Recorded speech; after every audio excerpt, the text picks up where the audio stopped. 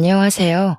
처음으로 이곳에 사연을 쓰게 된 금쪽 같은 아들 하나에 옥 같은 딸 하나를 두고 있는 40대 여성입니다. 저는 지금 작은 인터넷 쇼핑몰을 운영하고 있어요. 큰 사업체는 아니더라도 그래도 꽤 매출이 괜찮습니다. 제가 처음 사업을 시작한 것은 혼자 아들을 키워내야 했기 때문입니다. 그때 당시 남편이 없었거든요. 그리고 거짓말처럼 그 남편 덕분에 사업이 번창하게 되었습니다. 이제 이야기해 드리겠습니다. 제 팔자가 참 기구하다 했지만 어쩌면 그 사람 덕분에 행복한 나날을 사는 건 아닌지 생각하기도 합니다. 남편을 처음 만난 것은 제 대학 동창회 주선으로 만난 소개팅이었어요. 둘은 같은 직장 선후배 사이였거든요. 처음에는 연애보단 제 취미에 관심이 많았기에 몇 번이나 소개팅을 거절했었습니다. 30살이 넘은 나이였지만 결혼에 대한 생각이 없었습니다. 그런데 우연히 제 사진을 본 남편이 친구에게 끈질기게도 소개팅을 소개해 주라고 졸랐답니다. 저는 그냥 나와서 차 한 잔, 밥 한 번 이렇게 말하는 친구의 요구를 거절할 수가 없었습니다. 정말 소개팅에 의욕이 없었지만 친구의 면도 있고 화장도 예쁘게 하고 치마도 예쁘게 차려입고 소개팅 장소에 나가게 되었죠. 그도 정말 만반의 준비를 하고 나왔는지 세미정장에 머리까지 야무지게 넘겨 세팅을 하고 왔더라고요. 신사 중에 신사 이미지를 풍기는 게 우습기도 하고 카페에서 격식을 차려 앉은 그가 호감이 가기까지 했어요. 그리고 가끔 던지는 유머가 정말 센스가 넘쳤죠. 여자는 길을 건널 때 안쪽에, 여자는 차가운 곳에 앉으면 안 된다고 손수건에. 정말 시대에 맞지 않는 그의 젠틀해도 저는 마음에 들었나 봅니다.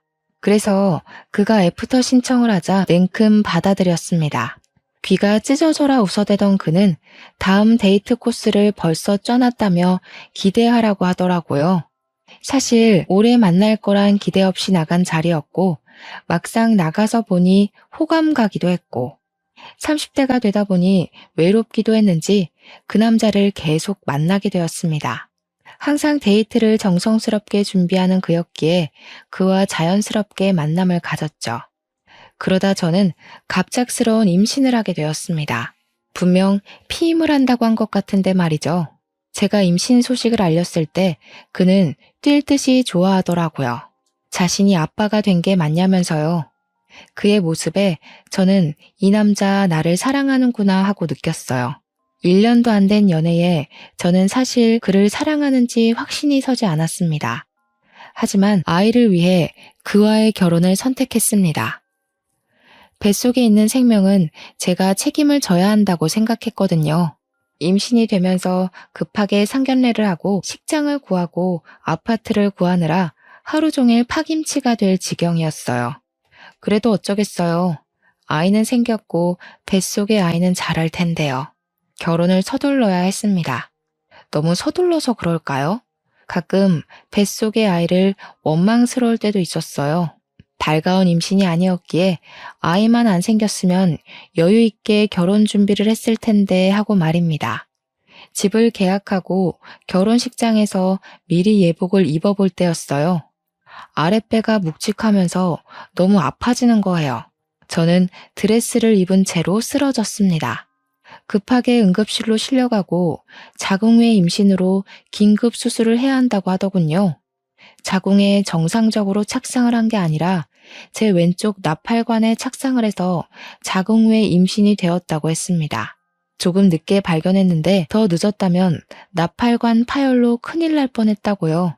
아이가 들어있는 나팔관을 어서 잘라내야 한다고 하더군요. 순간 눈물이 왈칵 흘렀습니다. 결혼 준비로 제때 산부인과에 가서 진찰을 받지 않아서 그런 건 아닌지, 제가 아이를 환영하지 않아서 생긴 일은 아닌지, 아이가 제가 원망한 걸 알아서 그렇게 된 일은 아닌지 머릿속에 별별 생각이 들더라고요. 아이는 그렇게 제 한쪽 나팔관과 함께 저와 헤어져야 했습니다. 처음부터 아이를 환영했다면 얼마나 좋았을까 후회하고 또 후회했습니다. 수술을 하고 정신이 드니 남편이 제 손을 꼭 잡고 괜찮다고, 아이야 결혼 후에 또 가지면 된다고 다독이더군요. 하지만 어른들의 생각은 항상 우리의 예상과 비켜가잖아요. 저희 역시 다르지 않더군요. 그때 병원으로 찾아온 시어머니와 시아버지는 저를 보시자마자 남편과 저에게 닥달을 하셨습니다. 아니, 뭘 어떻게 했길래 아이가 착상을 엄한 곳에 해? 제 몸에 이상 있는 거 아니냐? 이제 나팔관도 하나 없다면서. 그럼 임신은 가능하긴 한 거야? 아유, 어머니 걱정하지 마세요. 나팔관 하나 잘라냈어도 나머지 하나가 있잖아요. 금방 생긴 아기니까 결혼 후에도 금방 생길 거예요. 뭘 그렇게 걱정을 하고 그러세요. 저는 둘의 대화에 꿀먹은 벙어리가 되어야 했습니다. 아이를 잃은 엄마가 왜 죄인 심정이 되어야 하는지 그제야 알겠더라고요. 아무 잘못도 없었지만 저는 그들 앞에서 죄인이 되어 있었습니다. 방금 의사 만나고 왔다. 나팔관 하나만 남으면 그만큼 임신율이 떨어진다고 하더구나. 그래가지고 정상적인 애를 낳긴 하는 거야? 문제 있는 애 낳지 말라는 법도 없잖아. 당장 이 결혼 취소해. 처음부터 애부터 달고 오는 애를 거두는 게 아니었어. 어머니, 무슨 말을 그렇게 말하세요? 그래도 제 아이 엄마입니다. 제가 사랑하는 사람이고요. 저 사람 혼자 애를 만들었어요. 저도 같이 만들었어요. 그만 좀 하세요. 저희 결혼이고 저희가 함께하길 원해서 하는 결혼입니다. 시어머니는 얼굴이 새빨개지셔서 가방으로 남편을 때리셨어요. 내가 이런 놈을 낳고 미역국을 대접으로 먹었네. 이런 등신 같은 놈을 낳아놓고 이제껏 살았어. 지 엄마는 안중에도 없고 지 옆에 내 편만 들어 아주. 시어머니는 화가 머리끝까지 화가 나셔서 시아버지와 함께 병원에서 나가셨습니다. 남편은 제 어깨를 토닥이며 미안하다고 하더군요. 남편은 손이 귀한 집의 5대 독자였습니다. 그래서 아이를 가지면서 시부모님께서 저희 결혼을 흔쾌히 받아들이셨던 것이었습니다. 그런 귀한 집의 손주이니 아쉬워서 저러시나 보다 이해하고 이해하려고 노력했어요. 남편은 병원에 있는 동안 정말 저를 지극정성으로 돌봤어요. 병원에서 출근하고 병원으로 퇴근하고 그 모습이 너무 고마웠어요. 아이를 잃었지만 전 남편을 얻었구나 생각했거든요. 그만큼 남편의 결혼 의지가 대단했고 시부모님의 반대에도 남편의 적극적인 결혼 진행으로 인해 무사히 결혼식을 올리게 되었습니다. 하지만 저의 10월대는 남편이 막아주지 못하더군요. 시어머니의 진노에 당연히 찾아올 거라고 예상은 했지만 시어머니의 임신 요구는 점점 심해지셨습니다. 전화를 하셔서 생리 주기부터 관계 빈도수까지 묻기 시작했습니다. 저는 엄청난 스트레스를 받기 시작했어요. 그리고 결혼 달수가 지날수록 시어머니의 저를 향한 비난이 시작되었습니다. 애초에 몸에 문제가 있는 애를 들이는 거 아니라고 했지? 거 봐라. 결혼한 지 반년이 다 되어가도 애가 생기니? 어디 생길 기미도 안 보이는데. 어머니, 이제 겨우 반년이에요. 이 사람 정말 노력하고 있어요. 아침부터 꼬박꼬박 보약 먹고 출근하고 집에 와서는 임신에 좋다면서 운동도 열심히 한다고요. 이런 바보 같은 게.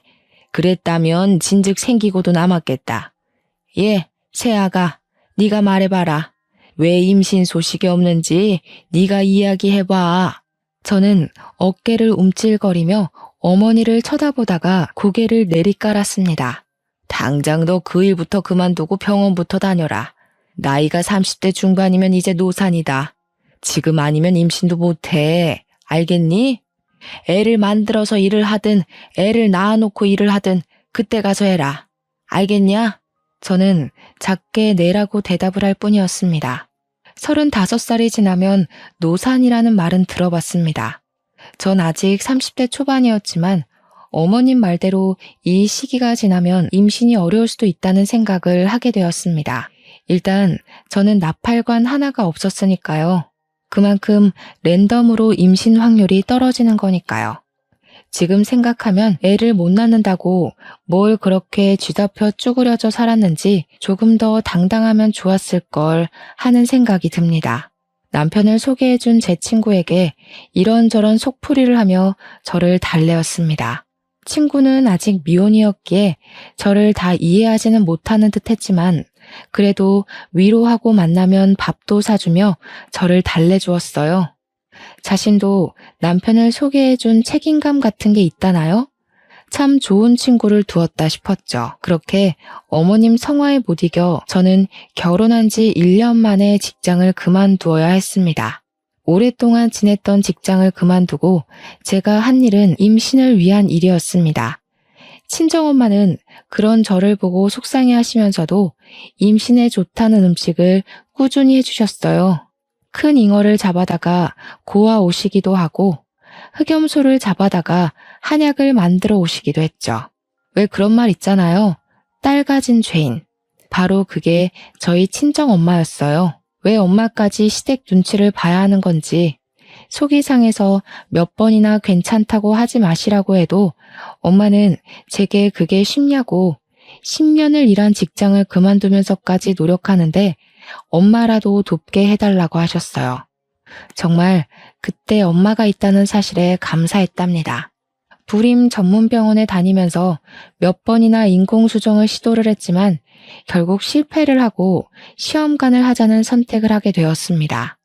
호르몬 주사를 바늘로 배를 찌르는 건 인공수정과 별반 다름이 없었지만 난자를 채취하는데 정말 힘이 들더군요. 난자를 채취를 하면 저는 어김없이 배에 빵빵하게 복수가 차올랐습니다. 튀어나온 배를 보며 여기에 아기가 있었으면 얼마나 좋을까를 몇 번이나 곱씹어서 생각을 했습니다. 그렇게 연달아 시험관을 5번 실패하고 나니 저는 몸도 마음도 병들어갔어요. 자신감도 사라지고 온통 멍이 든 제 배를 보고 쪼그려 앉아 울기를 반복했습니다. 그때도 저를 위로해주는 사람들은 제 남편과 친구였습니다. 임신 준비로 술을 못 먹는 저를 위해 치킨과 콜라만 먹으며 친구는 저를 토닥였습니다. 야, 너무 기죽지 마라. 조금 쉬면서 하는 건 어때? 내 주위에 보니까 시험관 하다가 몇 달 쉬고 아기 생긴 부부도 많다더라. 몇 달 쉬었다가 몸 좀 추슬러서 해봐. 그러다가 너까지 병날까봐 두렵다. 그러니까 그럴까봐. 배가 성한 곳이 한 군데도 없어. 복수가 계속 차서 이제 하는 것도 두렵고 아프고 무섭고 남들은 순풍순풍 잘만 가지는 아이인데 나는 왜 이렇게 어렵지? 에휴, 자기야, 우리 그냥 애기 낳지 말고 우리 둘이 살자. 난 딱히 아이 바라지도 않아. 그냥 당신만 있으면 돼. 내가 우리 부모님께 잘 말해볼게. 우리 둘이 살면서 여행도 다니고 여유롭게 살면 되잖아. 그렇게 이야기해주는 남편이 너무 고마웠어요. 말만으로도 저는 많은 위로를 받았어요. 하지만 그게 말이 쉽나요? 남편은 단 한 번도 시부모님께 그 말을 꺼내지 못했어요. 5대 독자라는데 어머님이 바로 저희의 이혼 이야기를 꺼낼 것이 뻔했으니까요. 그래서 말뿐인 남편의 위로라도 저는 감사하게 생각했습니다. 어느 순간 남편은 지방으로 출장이 잦아지고 일이 바빠지기 시작하더라고요. 한 달에 1번에서 2번 정도는 꼭 지방으로 출장이나 회사에서 밤을 새우는 남편이 걱정되었습니다. 같은 회사를 다니는 친구에게 물어보니 요즘 회사가 한창 바쁘다고 하더라고요. 저는 그를 위해 몸에 좋다는 음식을 해먹였습니다. 시험관 시술을 잠시 쉰다는 저희의 말에 어머님께서 노발대발 하시기도 하셨기에 그에게라도 잘 챙기는 모습을 보여드려야 안심하겠다 싶었어요. 그날도 갈비찜을 해놓고 그를 기다렸습니다. 남편은 오늘도 늦는다고 연락이 왔더라고요. 먼저 밥을 먹으라고요. 어쩔 수 없이 저는 제가 한 갈비찜을 혼자 먹기로 했습니다. 그런데 그날따라 속이 너무 안 좋은 거예요. 아까 음식을 만들 때만도 그렇게 역하지 않았던 것 같은데 한 입 입에 가져다 대었는데 정말 속에서 구역질이 올라오는 게 변기로 가서 빈속을 개어내었어요. 속도 울렁거리고 메스거리는 게 딱 첫 아이 가졌을 때랑 너무 비슷했습니다. 입덧이요. 저는 바로 방으로 가서 임신 테스트기를 가지고 떨리는 마음으로 테스트를 해보았습니다. 그 순간이 얼마나 조마조마하던지 두 손을 꽉 쥐고 두 줄이 뜨기를 잠시 정말 희미하게 보일랑 말랑 두 줄이 보이는 게 아니겠어요? 하늘을 날아갈 것 같았습니다. 그렇게 기다리고 기다렸던 아이였으니까요. 그래도 그날은 아무에게도 말을 못하겠더라고요. 불면 날아갈라, 혹시라도 좋아하다가 아이가 달아날라, 꼭 배를 끌어안고 잠이 들어서야 남편이 들어온 걸 알았습니다. 심장이 콩닥거리고 입으로는 그에게 말을 하고 싶었지만 그날은 꼭 참고 다음날 산부인과로 갔습니다. 한참을 대기를 하고 기다리고 들어가 진찰을 받았지만 아직 아기 집은 안 보이는 초기인 것 같다고 피검사를 받고 돌아가라고 하더라고요. 초기라서 안 보인다는데 피검사를 받고 돌아오는 내내 불안하고 초조했습니다. 그리고 딱 2시간 후에 산부인과로 임신 4주라는 이야기를 들었습니다. 드디어 기다리고 기다리던 아이가 찾아온 것입니다. 바로 친정엄마에게 전화를 드렸습니다. 엄마는 4주의 입덧이라니 성질머리도 급한 애인가 보다 하시며 웃으셨어요.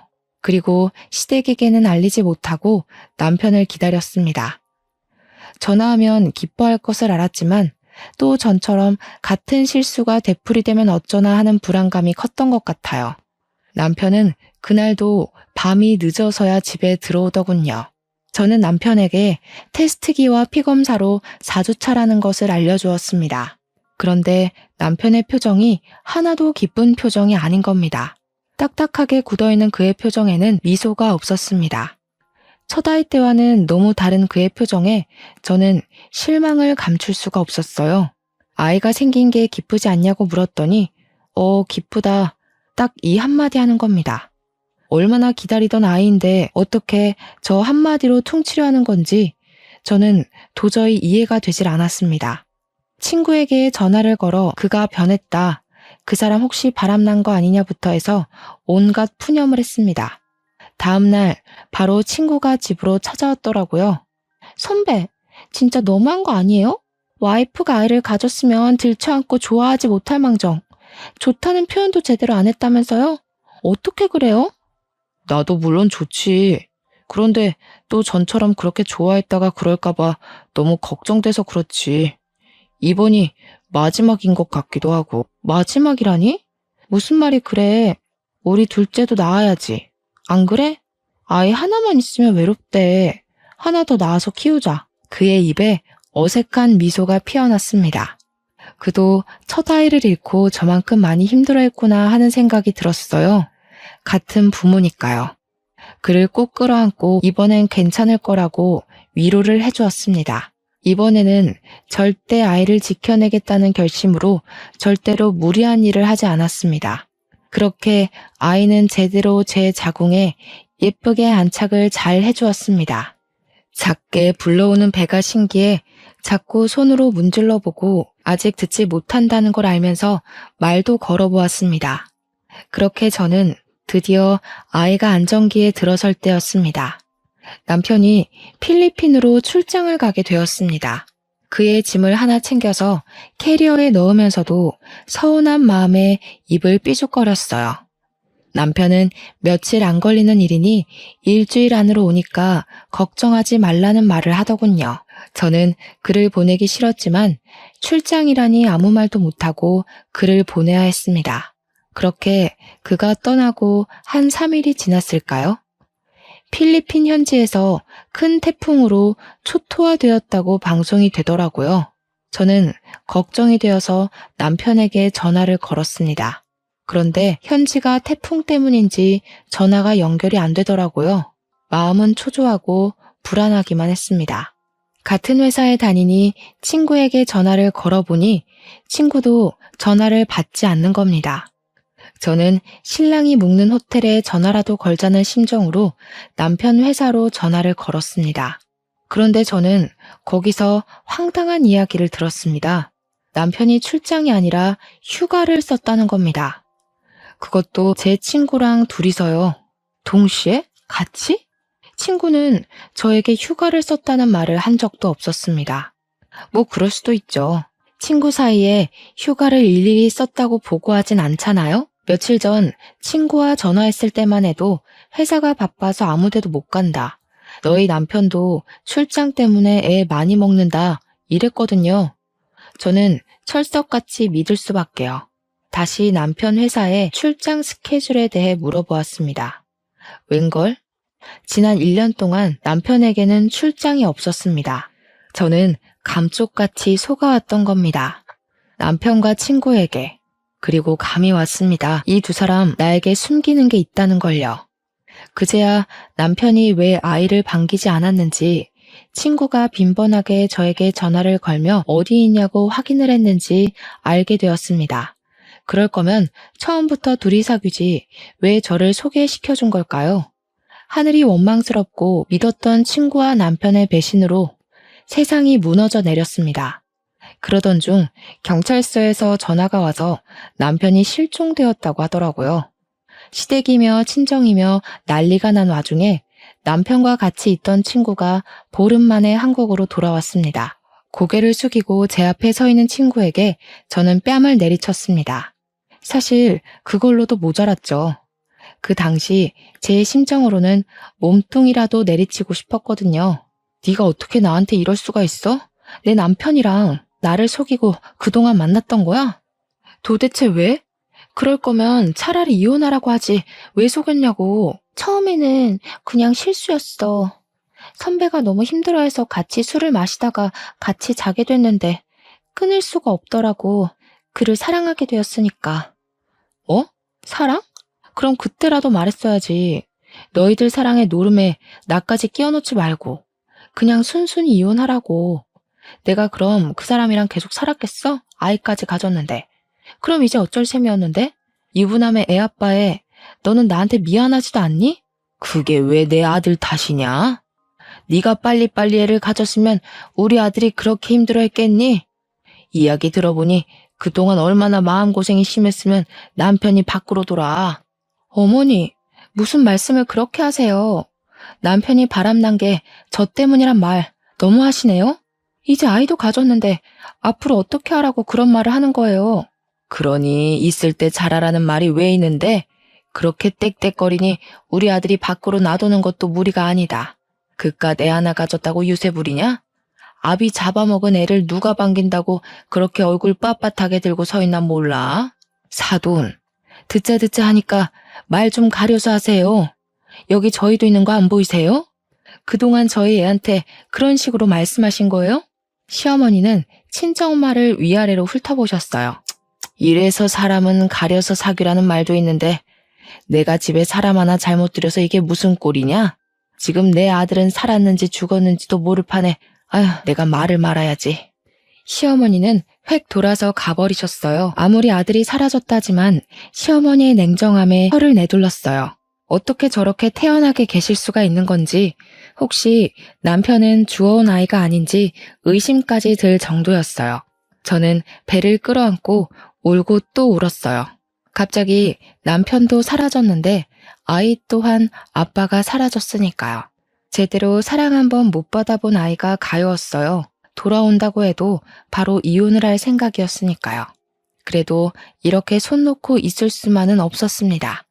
아이의 아빠니 일단 찾아놓고 죽이던지 살리던지 머리를 죄다 뽑아놓든지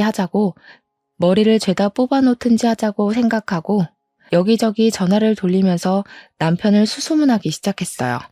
도움이 될까 싶어 교포 사이트에 들어가서 태풍 현지 소식도 보기도 했는데 워낙 큰 관광지라서 누가 사라져도 모를 정도더군요. 도저히 한국에서는 찾을 방법이 없을 것 같아 제가 직접 필리핀으로 가봐야겠다고 생각했습니다. 친정에서는 홀몸으로 어디 가냐고 저를 말리시더라고요. 이제 겨우 안정기를 지났는데 위험하다고요. 저 대신 친정아버지가 필리핀에 가서 알아보신다고 필리핀으로 이사 가시고 저는 집에서 엄마와 함께 지내게 되었습니다. 그런데 황당한 건 시부모님은 남편을 찾을 생각조차 안 하는 겁니다.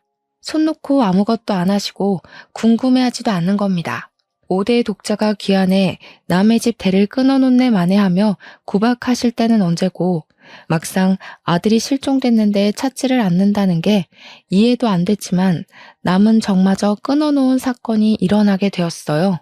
친정엄마와 있는 저희 집으로 시부모님께서 찾아오셔서 남편 사망보험금 수익자를 바꿔놓으라는 겁니다. 너희 남편 사망보험금 알지? 왜 결혼할 때 너희들 보험 들었잖아. 그거 수익자 이전 좀 하자. 우리 앞으로 돌려놓으렴. 네? 지금 무슨 말씀이세요? 그거 실비랑 사망보험금 얼마 나오지도 않았어요. 그런데 갑자기 수익자는 왜 바꾸자는 거예요? 왜 너희 다른 보험도 따로 들어놓은 것도 있잖아. 그것은 왜 빼냐? 그것도 있잖아. 전 말이 꽉 막혔어요. 생각하고 있지도 않은 보험까지 들먹거리며 저를 압박하는 게 이상했어요. 일단 당사자는 살았는지 죽었는지 모르는 상태인데 말이죠. 어머니, 지금 무슨 말씀하시는지 모르겠어요. 지금 그 사람이 죽었다고 생각하시는 거예요? 아직 그 사람 머리카락 한 올이라도 나왔어요. 그런데 왜 그 사람 죽은 사람 취급하세요? 너무하다고 생각하지 않으세요? 아무리 아들한테 정이 없어도 찾는 신용이라도 하시고 보험을 이야기하세요. 그리고 보험금 나와도 우리 아이 거예요. 그러니까 다시는 보험금 이야기도 꺼내지 마세요. 아이고, 저 도끼 눈 뜬 것 좀 봐라. 내 아들 죽여놓고 나도 죽일 셈인가 보네. 내가 내 돈으로 일평생 키워놓은 자식 죽은 돈 좀 받겠다는데 그게 이렇게 취급받을 일이냐? 아무리 배운 것이 없다지만 내가 아들 키워놓고 이런 취급받으려고, 아이고, 죽은 놈만 불쌍하지. 저는 시부모님의 등을 떠밀다시피 하면서 현관문 밖으로 밀어넣었습니다. 아무리 아들이 죽으면 남이라지만 어떻게 이럴 수가 있을까요? 몇 달 동안 남편은 소식도 없는데 부모들은 아들 사망보험금에만 관심을 가지다니요. 배는 점점 불러오고 산달이 되자 친정아버지가 이제는 남편의 장례를 치르자고 하더라고요. 아이가 태어나기 전에 하자고, 태어난 후에는 아이한테 안 좋을 수도 있으니 그 전에 하자고 하셨어요. 실종 상태라서 사망신고는 안 되어도 장례를 치를 수 있다면서요. 그만 보내주자는 말에 울고 또 울었습니다. 그렇게 저희는 시체 없는 장례를 치르고 빈 유골함을 납골 땅에 봉헌했습니다. 그런데 그날에도 시댁에서는 코빼기도 안 비치더라고요. 아들은 안중에도 없고 보험금만 이야기만 하시는 게 원망스럽기까지 했어요. 장례를 치르고 나니 이제 정말 그 사람은 저의 마음속에서도 죽은 사람이 되었습니다. 그래서 보험도 정할 겸 보험사에 문의를 했습니다. 보험사에서는 실종 5년이 되면 받을 수 있다고 말하더군요.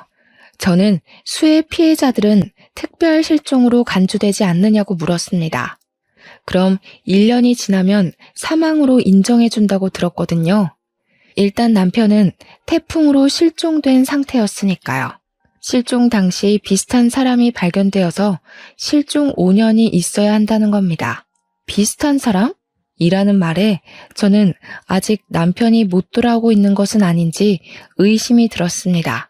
현지에서 발이 묶여 있을지도 모른다는 생각이 들었거든요. 하지만 적극적으로 찾는 것을 그만두었습니다. 시댁이나 남편이나 이제 돌아와도 정남이가 뚝뚝 떨어져 신경 쓰고 싶지 않았거든요. 차라리 죽으면 돈이라도 받지 하는 생각이 들었습니다. 바람 피우다가 돌아온 남편 뭐가 좋다고 반기겠어요. 저는 아이를 혼자 낳아 기르게 되었습니다. 예쁜 아들을 낳은 것까지는 좋았는데 육아라는 게 보통 일이 아니었어요. 결국 저는 집을 내놓고 친정으로 들어가서 살게 되었어요. 일을 하면서 아이를 돌볼 수가 없었거든요. 그러면서 아이를 돌보면서 할 수 있는 일을 찾아보게 되었습니다. 인스타에서 아이들의 용품을 올리면서 파는 지인을 보게 되어 저도 같은 일을 하게 되었습니다. 그런데 벌이가 변변치가 않더군요. 아이는 자라고 돈 들어갈 때는 많아지는데 어떻게 할 수가 없으니 저는 자연스럽게 친정의 애를 맡기면서 다른 일을 병행했습니다. 낮에는 인스타 상품을 올리고 포장하고 배송하고 저녁에는 갈비집에 불판을 닦는 일을 했어요. 그런데 그곳에서 열심히 불판을 닦는데 누가 저를 알아보더라고요. 얼굴을 들어보니까 제가 아이들 운동화를 떼어다 파는 도매집 사장님이셨어요. 그는 왜 여기서 일을 하냐고 묻더라고요. 그는 워낙 서글서글한 사람이라서 그간 사정을 말을 했습니다. 그 뒤로 제가 짠해 보였는지 도배의 집을 들릴 때마다 아들 주라고 과자나 장난감을 쥐어주는 거예요. 아들이라도 데리고 가는 날이면 아들이 예뻐 죽겠다고 난리가 났습니다. 참 애들을 좋아하는 사람이라고 생각했는데 그가 저에게 데이트 신청을 하더라고요. 관심이 있다면서요. 하지만 전 그의 말을 거절했어요. 어쩌면 정말 남편이 살아있다면 이건 불륜이었고 그때 저는 연애할 틈이 나질 않았거든요. 그래도 그는 저를 찾아오며 가며 저와 아들을 알뜰살뜰 보살피더라고요. 기다린다면서 남편이 돌아와도 이혼이라는 걸 그는 알았으니까요. 참 듬직한 남자였어요. 그렇게 남편이 실종되고 5년이라는 시간이 후딱 흘러가더라고요. 저는 생각도 못하고 있었는데 경찰에서 전화가 왔어요. 사건 종결할 테니 남편 사망 처리하라고 하더군요. 귀찮은 말투에 해외 사건이니 이런 건 찾기 불가능이라고 툭 던지는 말투에 깊은 숨을 내쉬었습니다. 살아있으면 진작 왔을 시간이니 그의 사망 신고를 하고 저는 보험금이라도 위자료로 받아야겠다 생각했습니다. 그렇게 보험사로 가서 보험 문의를 하니 보험금이 제가 예상한 2억 5천이 아닌 7억이었습니다. 뭐가 이렇게 많나 봤더니 남편이 다른 보험 하나를 따로 들어놓고 불륜 여행 주제에 여행 보험까지 들어놓고 갔더군요. 참 기가 막히죠. 그래도 저는 그 돈을 감사히 받았습니다. 아들 잘 키우라고 돈은 넉넉하게 남겨뒀네 생각했습니다. 그리고 그 돈을 가지고 인스타의 작은 쇼핑몰이 아닌 인터넷의 쇼핑몰을 차렸습니다. 본격적으로 일을 시작하니 인스타에서 입소문이 크게 나면서 대박을 터뜨렸습니다. 드디어 숨이 트이는구나 싶었어요. 죽은 남편 덕이라고 생각했죠. 양심은 있구나 하고요. 그리고 거래처 사장이었던 그가 저에게 청혼을 했습니다. 남편도 사망 신고도 했고 사업도 자리 잡혔으니 자신을 받아주라고요. 5년 동안 한결같은 그를 어떻게 싫다고 할까요? 저희는 바로 결혼을 했습니다. 결혼을 하기 전까지 저는 그가 부자라는 사실을 몰랐습니다. 그는 이미 빌딩 몇 개를 소유할 정도로 그 지역에서는 유명한 재력가였더라고요. 왜 말 안 했냐 물어보니 악바리같이 버텨내는 저를 보고 나 돈 많으니 나한테 기대라는 말을 못했다네요. 재수없어 보일까봐 그때 당시 저는 그에게 곁을 내주지 않았었으니까요. 참 섬세하고 따뜻한 사람이었어요. 축복은 연달아 생겨온다고 하잖아요. 그 축복이 저에게 또 찾아왔어요. 그와 결혼한 지 몇 달 되지 않아 저는 둘째를 가지게 되었습니다. 그렇게 그 전에 바라던 임신이 그를 만나고는 순식간에 이루어지다니 그를 만난 것이 저에게 축복이자 선물 같았습니다. 그는 드디어 아들에게 동생이 생겼다고 얼마나 좋아하던지 그 모습에 또 감동을 했습니다. 그렇게 행복한 시간을 보내고 있는데 갑자기 누군가 현관문을 두드리며 초인종을 신경질적으로 눌러대는 겁니다. 제가 나가보니 전 시부모님이었습니다. 정확히는 실종된 남편의 부모님이죠. 그리고 그 옆으로 제 남편과 불륜을 저지른 친구가 있는 겁니다. 왜 찾아왔냐고 물어보니 전 남편의 사망보험금을 내놓으라는 겁니다. 네가 우리 아들 보험금 받아갔냐? 어디서 베어먹지 않은 행동이야? 응? 다른 남자랑 결혼했으면 내 아들 돈을 우리한테 줘야 하는 거 아니냐? 빨개진 어머님의 얼굴을 보고 저는 이를 꽉 깨물었어요. 그 돈은 절대 뺏길 수 없는 제 아들 돈이었습니다. 아빠에게 유일하게 받은 거니까요. 그게 왜 어머니 돈이에요? 수익자는 저로 되어 있어서 제가 받아온 건데요. 그리고 그 아들도 여기 버젓이 살아있고요. 제가 왜 드려야 하죠? 아들은 다리를 꽉 끌어안고 처음 본 친할머니, 친할아버지를 물끄러미 보더라고요. 닮은 구석이 하나도 없는데 어디서 내 아들 새끼라고 말하는 거야? 다른 남자랑 생긴 아이인지 어떻게 알겠니? 남편 사망 신고하자마자 결혼해서 살면서 뭐가 잘났다고? 돈이나 내놔. 무슨 말을 그렇게 하세요? 아무리 정이 없다고 해도 어머님 손자예요. 그리고 그 돈은 절대 못 내놔요. 바람 피우다 죽어놓고서 딸랑 그거 남겨놓았는데 제가 왜 줘요? 아들은 울음을 터뜨리고 시부모님과 제 친구는 집 안으로 들어오며 물건을 집어던지기 시작하더라고요. 저는 아들을 꼭 끌어안고 버텼습니다. 퇴근하고 돌아온 남편은 두 눈을 동그랗게 뜨며 소리를 쳤습니다. 지금 뭐하는 짓들입니까? 홀몸도 아닌 사람한테 남의 집에서 뭐하는 짓이냐고요? 당장 나가세요. 당신이 지금 제 편이야? 그새 애까지 가졌어? 정말 할 짓 다 하고 사는구나. 내 아들 죽은 돈 내놔. 7억 내놓으라고. 내 아들 죽여놓고 그 돈 가지고 집 팔자 고치고 앉아있어. 불쌍한 내 아들. 아이고, 죽은 놈만 불쌍하지. 시어머님이 바닥에 앉아서 통곡을 하지 친구는 어머니의 팔을 잡고 저를 노려보더라고요. 제가 시어머님을 그렇게 만든 것처럼요. 남편은 화가 났는지 바닥에 주저앉은 시어머님을 질질 끌고 현관까지 갔습니다. 7억이요? 드릴게요. 드리면 되죠? 당장 나가세요. 내 아들, 내 아내 옆에서 당장 꺼지고 다시는 앞에 나타나지 마세요. 그걸 왜 줘요? 우리 준서 돈이에요. 나중에 크면 줄 거예요. 준서는 내 아들이야. 저 사람들이랑 다시는 엮이게 두고 싶지 않아. 7억 드릴 테니까 계좌 부르세요. 그리고 다시는 내 아들, 내 아내 근처에 얼씬거리지 않는다고 맹세하세요. 시어머니는 정말 거짓말처럼 울음을 뚝 그치고 자리에서 일어나셨어요. 소매로 눈물을 콕콕 찍어내더니 남편에게 계좌번호가 적힌 쪽지를 건네주더군요. 기막히고 어이가 없는 상황에 입이 떡 벌어졌습니다. 남편이 이체된 핸드폰을 보여주니 그제야 입가에 미소를 띠고 그냥 횡하니 사라지더군요. 저는 서러움에 주저앉아 울고 말았어요. 그렇게 쉽게 주고 싶지 않았는데 실컷 골려라도 주고 싶었는데 그걸 홀라당 빼앗긴 느낌이 들었습니다. 울고 있는 저를 남편은 끌어안으며 토닥였습니다. 그만 울어. 준서가 놀라잖아. 내가 그걸 안 주면 또 찾아왔을 테고 그럼 준서가 또 놀랄 거 아니야. 내 아들이 그런 상황을 겪는 게 너무 싫어서 그랬어. 당신 뱃속에 우리 둘째도 걱정되고 내 식구니까. 그리고 우리 준서는 내 아들이잖아. 아버지로서 해야 할 일을 한 거야. 저는 고개를 끄덕이며 그를 꽉 끌어안아 주었어요. 너무 남편에게 고마웠습니다. 정말 마음으로 친자식으로 여겨주니까요. 아들에게 진정한 아빠가 생겼다고 생각했어요. 배가 불러오고 막달이 다 되어갈 때 저에게 전화가 한 통 왔습니다.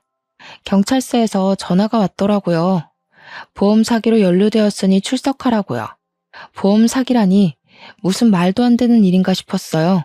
그가 사망해서 정당하게 보험금을 받았을 뿐인데 갑자기 겁이 덜컥 나더라고요.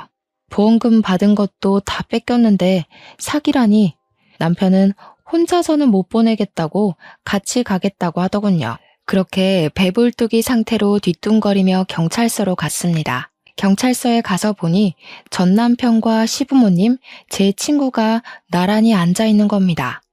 전 남편의 몰골은 가관이 아니었습니다.